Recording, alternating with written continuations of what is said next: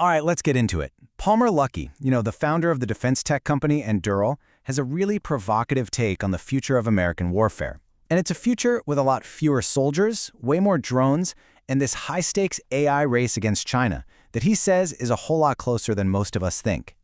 So he kicks things off with this really stark statement. He says, "I don't think that we have another D-Day in us right now." And that one line, it just captures this huge shift in the American mindset, and because of that, in its military strategy. So what does a future without D-Days even look like? Well, according to Luckey, it's pretty simple. After 20 years of war in the Middle East, the United States has just lost the political will for those massive boots-on-the-ground campaigns. The appetite for that kind of conflict, for better or worse, is basically gone. Now, it's really important to get this next part. Luckey doesn't frame this as some kind of weakness or failure. He sees it as a pragmatic, clear-eyed acceptance of a new strategic reality. The country's changed, so the way we project power has to change right along with it.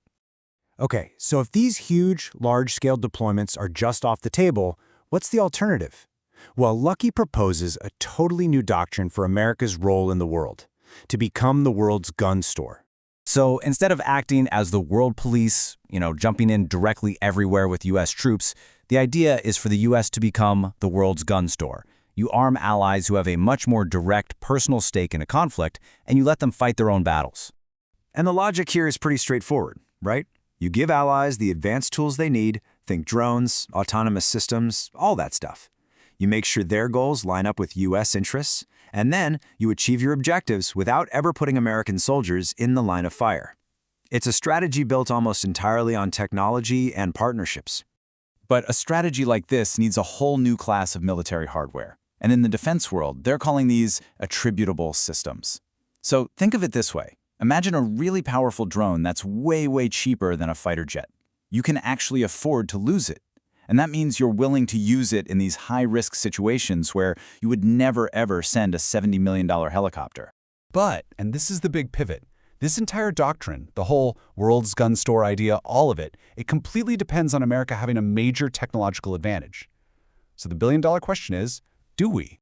And this brings us to the second, and I'd say much more uncomfortable, part of Luckey's whole argument, the actual state of the AI race between the US and China. His answer is blunt. He says the U.S. is ahead, but only by a little. He calls the gap extremely small and warns that China is closing it with, frankly, terrifying speed. So how are they doing that? Well, here's the thing. China's advantage isn't really in pure invention. It's in rapid, aggressive adoption. They're distilling models from American labs. They're copying tech, and they're using open-source AI. But their real superpower is that final step, the unbelievable speed at which they can actually deploy this technology across their military and their surveillance state. And this really gets to the absolute heart of Luckey's argument. The real race isn't about who has the smartest ideas sitting in a lab somewhere. It's about who can turn those ideas into real-world systems the fastest. So here's the core conflict laid bare. The USA, on one hand, has the world's best AI labs, that raw innovation, but its massive weakness is a painfully slow, bureaucratic deployment process. China, on the other hand, has this incredible structural advantage in pure execution speed, even if it's often working with tech it got from someone else. I mean, think about it like this. Some brilliant idea for a military AI pops up in a Silicon Valley startup. But before anyone can actually use it, it has to navigate this absolute maze of procurement cycles, interagency politics, congressional oversight. By the time it actually gets fielded, years might have passed. In China, that maze just doesn't exist.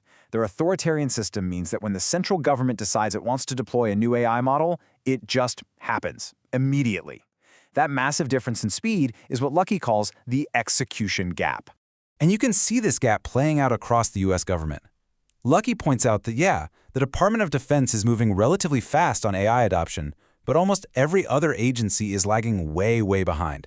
And one department moving quickly can't win a national race all by itself. And that brings us to what might be the most crucial takeaway of all. We get so focused on which company has the best chatbot or the coolest new model, but Luckey argues that is completely the wrong metric. The actual competition is about who is embedding AI into the core systems of national power, logistics, infrastructure, military command, the fastest.